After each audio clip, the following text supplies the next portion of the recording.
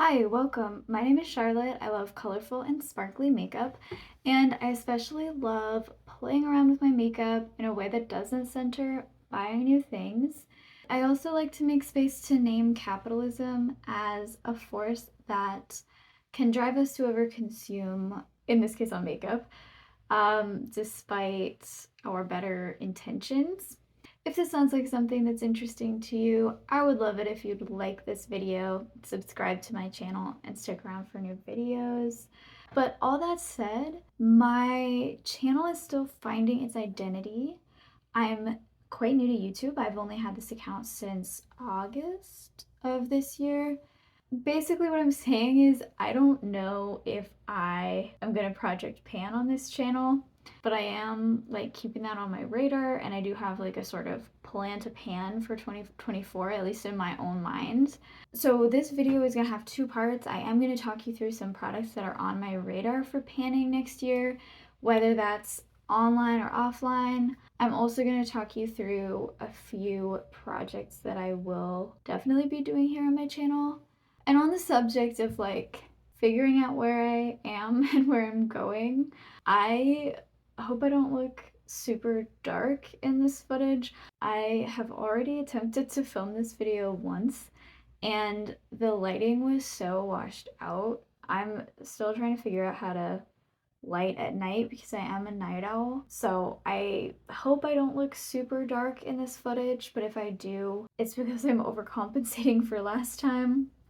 The reason I knew that it was like that something was horribly wrong was I was actually wearing Cliona Oxidize, which is one of my absolute most special, most unique, most just like insane multichromes in my collection.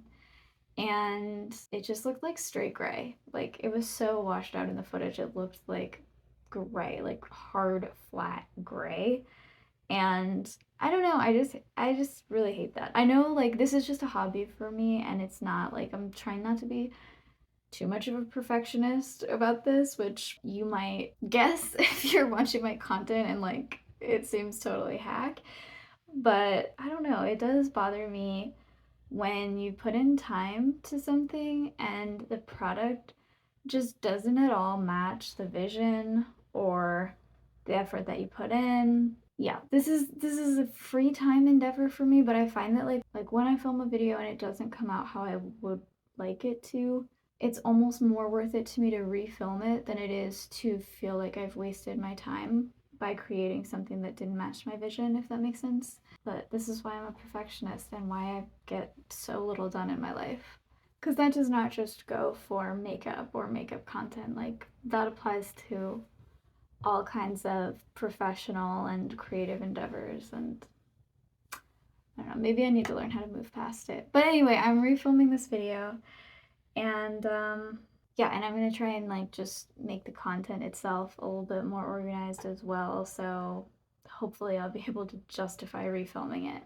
As I said, I have some makeup items that are on my radar for a plan to pan, and I'm using that term because I'm not committing yet to even really doing a project pan, but I'm definitely not committing to doing a project pan on YouTube. But I actually don't want to start there. I want to start with a couple of projects that I am going to do and I am really excited about. And the first of those is that I'm going to be implementing a Shop My Stash on my channel. I'm really excited about this because these are some of like my favorite videos to watch from other creators. I love like getting in there and seeing people's makeup collection, seeing people like cycle through their stuff. And I also have a huge soft spot for seasonal makeup. Where I live, it's incredibly grim in the winter. It's long. It's so fucking cold that you don't want to go outside ever. It's dark like 3/4 of the time. It feels like, hence the need for like a good lighting setup. It's really depressing. Like this is my third winter here, but only my second full winter here because I actually moved here in the dead of winter, which was a terrible idea. Um, Actually, maybe that was a good idea because that first winter didn't seem so hard.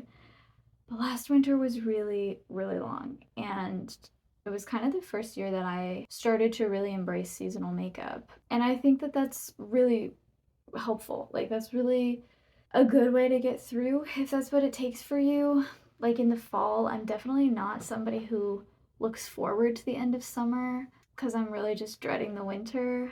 But to be able to get excited about fall makeup is really nice. And then in the winter, I mean, like holiday makeup is fun. And then basically after Christmas, like it's spring in the makeup world. So I can pretend it's spring in real life. So that really gets me through. And I really love seasonal shop my stashes for that reason, to get excited for whatever it is that's coming next. Yeah, so I might do something that's seasonal, which is essentially quarterly. I might also do something that's like a little bit more monthly, at least depending on the time of year. Because again, like since I like seasonal makeup, I'm somebody who's actually interested in the difference between January makeup and February makeup, and the difference between February makeup and March makeup.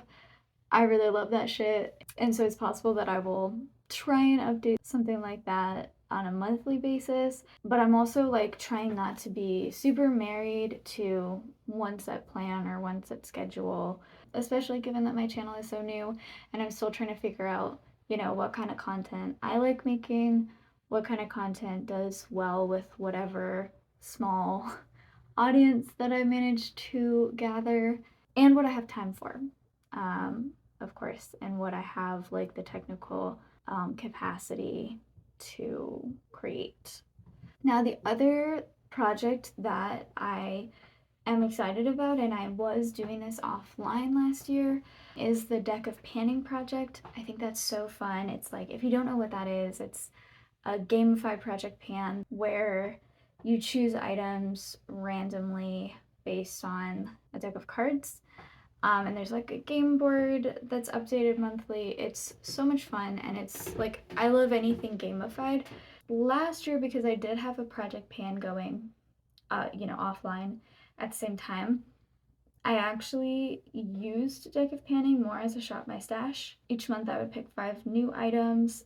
I would set myself a goal of using them usually 5 times.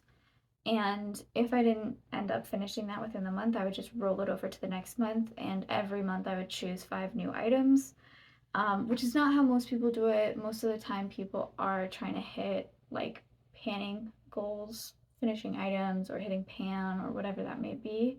I didn't have the capacity to do that in addition to a project pan because I was like a panning newbie. And one of the things that I would use deck of panning for was choosing eyeshadows to sort of like focus on them and get their usage up for my Project 100 uses, which is another project that I plan to keep doing in the new year. If you didn't see my video about that, I will link it below. So now that I will have some sort of formalized shop my stash for myself, I might end up using the deck of panning more traditionally, like for hitting panning goals. Just like one of the limiting factors when it comes to these projects is my actual airtime on YouTube, in addition to my behind the scenes time in real time in my life. But if I don't end up being able to upload more than, say, 1 video a week, I'd already be looking at like half my content being shop my stash and deck of panning updates potentially. When I initially started my channel, it was reassuring to see those project pan dedicated channels out there that might upload like four videos a month, and if they're participating in 4 project pans, then that means that they fill their entire airtime with project pan updates. So when I initially started my account, I was like worried about what might happen if I ran out of videos to make, ran out of ideas, ran out of things to say. So it was kind of reassuring to be like, how much of a schedule that you can fill out with Project Pan content, if that's what you choose to do.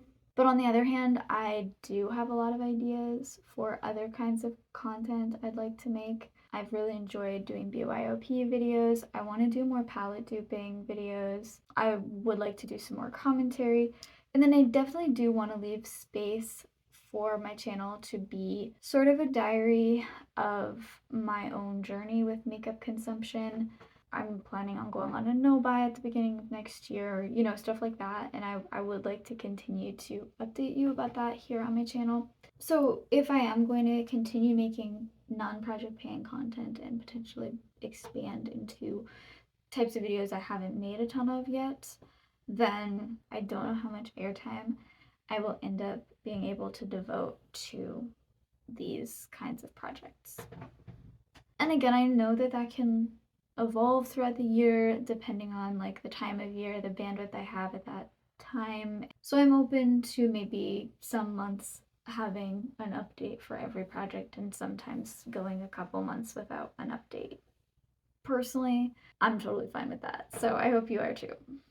But when it comes to the actual makeup, I am thinking about panning. I have a pile of makeup in front of me that I would say is the closest to being done in my collection. Close is a word I'm using very generously here. I'm also, as I said, last year was my first year attempting to project pan. I definitely set some unrealistic goals, and I have a lot of those items like rolling over into this next year.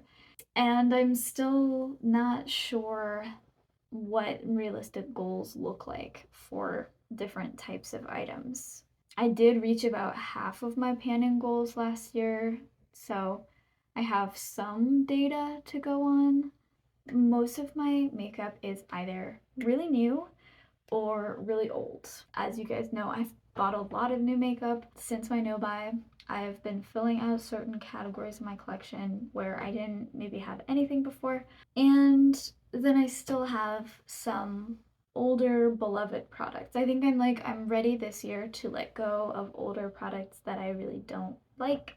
But for older holy grails, for things that I have backups of I'm trying to work through, I want to pan those. I don't want those things to go bad on me. That's a lot of what is going to be here in this pile.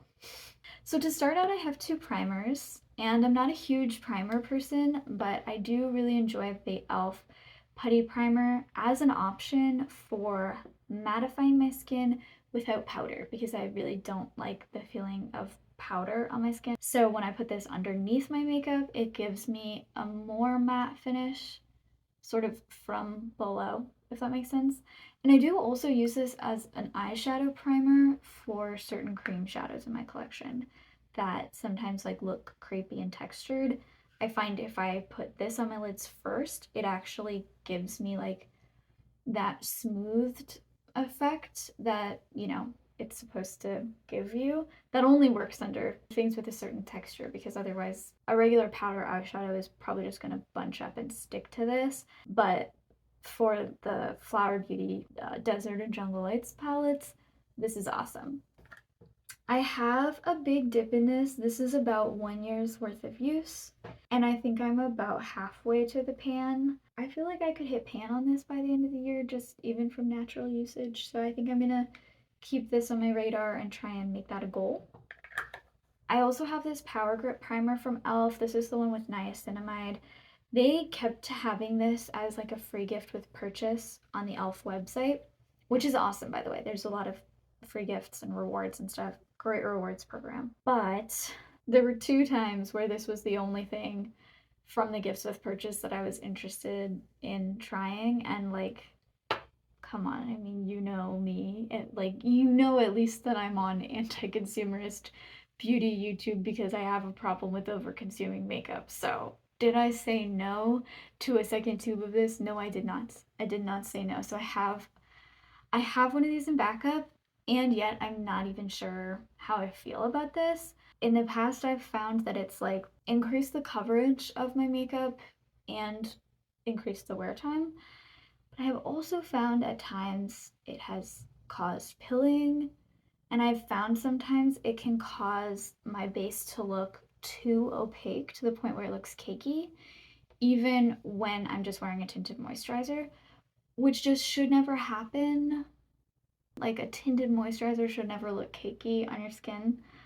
or too opaque. So again, I'm not sure how I feel about this, but I know for sure that I haven't yet figured out how to use this, how to make it work. It would be nice to get this out of my collection within the year and figure out how I feel about it and figure out if I want to keep and open that other tube that I have in backup. Okay, moving on to complexion makeup.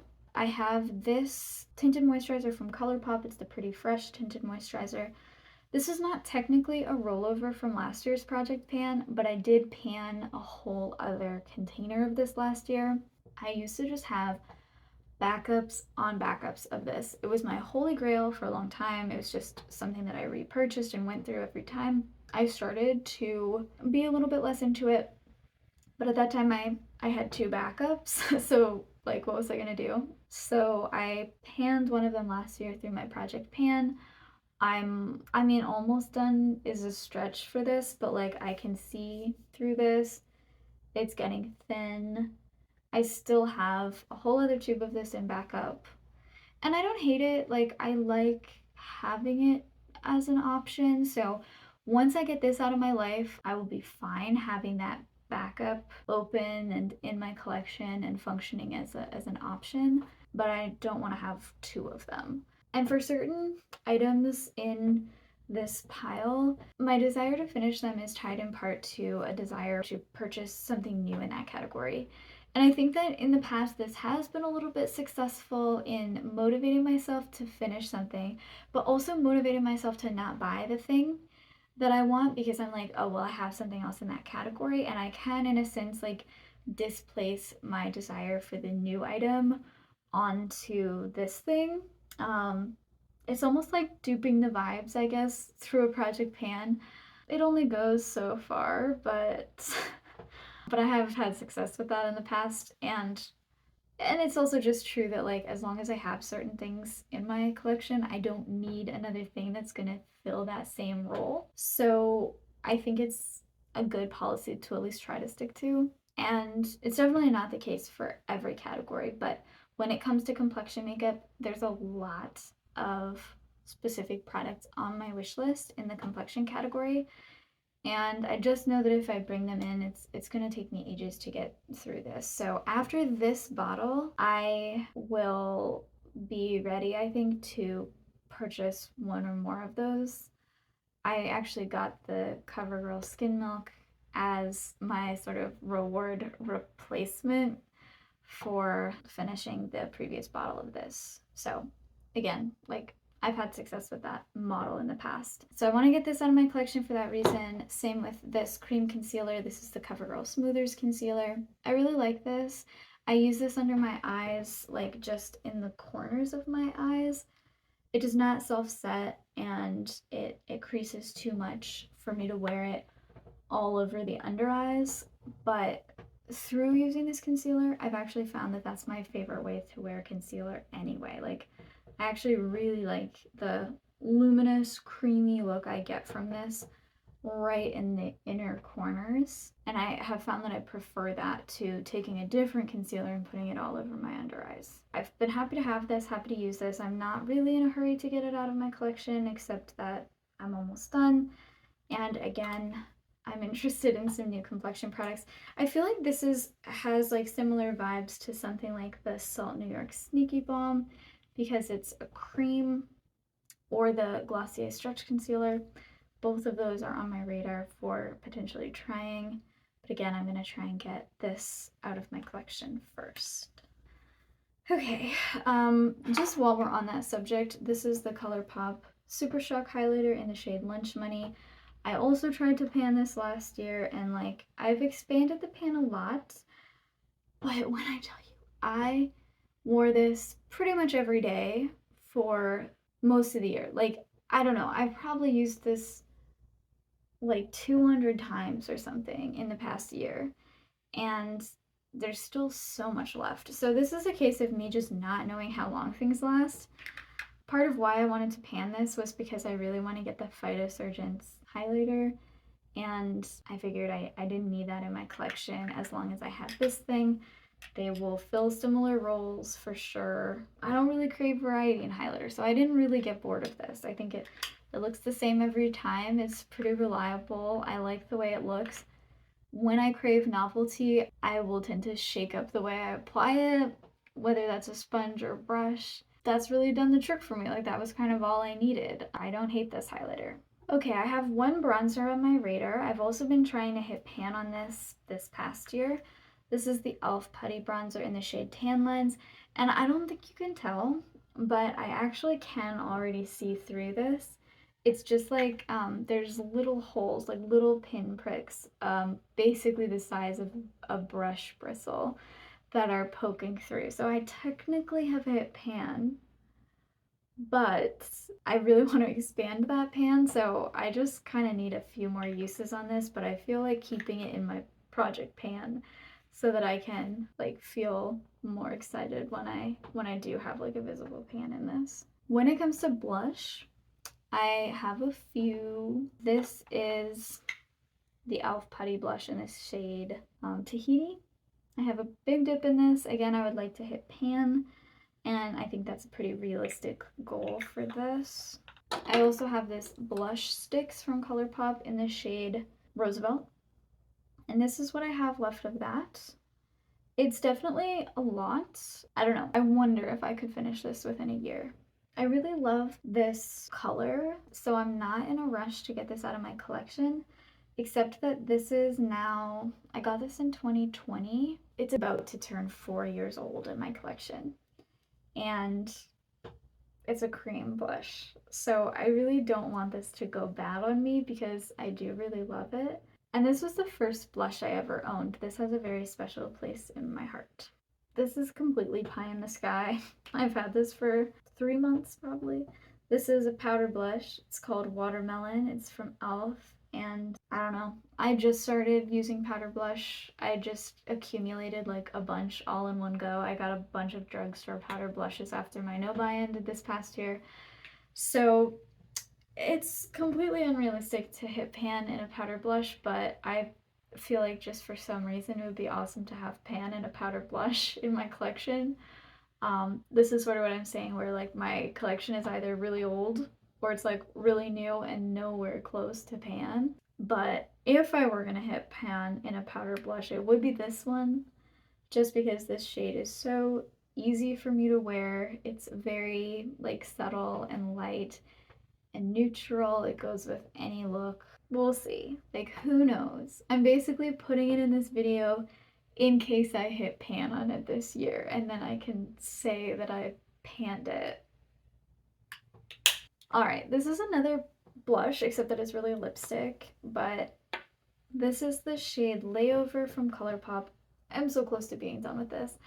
I had this in my 2023 project pan. I've been working on it very diligently. I love this as a cream blush. It works really great for me. And again, I am not in a hurry to get this out of my collection, except that I have a whole other tube of this in backup. I had 3 full tubes of this at one point because it was my Lips But Better shade. It's from ColourPop, and I was always terrified they were going to discontinue it. This was like way back in my makeup life, where I was the kind of person that just repurchased the same products. So I had one of these open at my vanity, I had one open at all times in my purse, and I had one in backup. I actually no longer really like this on my lips, so I'm kind of finishing this out as a blush, and I certainly don't need so much of it, especially given that I'm just wearing it as a blush. I also should note that like for these 2 items, the ones that I have a bunch of backups of, I haven't bought these since May of 2022. And I don't know, like I can't tell which ones I bought at which time. So at the very least, my backups of these products are a year and a half old, but it's possible that those backups go back to 2021. This is another pie in the sky that I'm just like kind of throwing in here. It's another ColourPop lipstick called See I Love. I love this shade. It's like a brick, like a nude brick. It's basically what I wear when I want to wear a red that's completely unfussy, that I can just wear out of the house, reapply without a mirror, etc. It's a very nude Brick Red. Obviously I have a lot more of it than the other one, and I don't particularly use this as a blush. It would be a tall order to finish this, certainly within a year, but I might try and just like use up half of it or hit a usage goal on it or something, just to like get some more visible progress on this one going. This is a complete gimme. This is a lip gloss that just has a few more uses on it. It's like almost completely empty. This is called Cookie Dream from e.l.f. and I absolutely love this gloss. It's a black gloss with a very subtle blue shimmer, and it's just beautiful for creating like a cooler toned lip look over whatever you're wearing or over your natural lip color. It's really nice for like graying out something, creating a more muted color. I don't know, I just love the effects, especially for like particular like cool toned looks. I've had this in my collection since September 2022, and I was a little surprised to find a couple months ago that it was starting to smell chemically. It doesn't smell like mold, but it does smell like it's technically at the end of its shelf life. I need to finish these last few uses. I don't want to waste them, but I did want to save them for January because I think this is just going to be a really nice lip look for January. I just want to use those few uses with my like cool toned wintry makeup looks. Yeah, that's a little ridiculous, but I'm saving those. I'm about to finish this. Okay, finally, this is just a black brown eye pencil from Covergirl. Again, this was in my project pan for 2023. It was probably unrealistic. The thing with me and dark eyeliner is I really like it in the winter. I really like doing like a dark waterline. I just feel like there's something kind of cozy about that look. When I started my 2023 project pan in January, I'd been using this a ton, and I was just like, yeah, hell yeah, like I can just finish this at the rate I'm going. Then the spring and summer came and I just wasn't reaching for it ever. So within the calendar year, I really didn't make that much progress on it. So we'll see. This is another one that's sort of tied to a new item. I would really like to try the Victoria Beckham eyeliners, but I don't want to do that until I have this one out of my collection. And that's it. That's my second attempt at my plan to pan and my just discussion of what the next year might hold for my channel and what kind of projects that you can expect to see from me here. There's a lot of behind the scenes technical things to work out. But that said, thank you so much for bearing with me through this time where I've been gearing up, and especially when it comes to the technical aspects of my setup. Like, I hope it only gets better from here. But other than that, I hope you will subscribe and stick around for this content I've been talking about. And if you're a creator on here, I can't wait to see what the new year holds for you, your panning, your content. I will see you in the new year.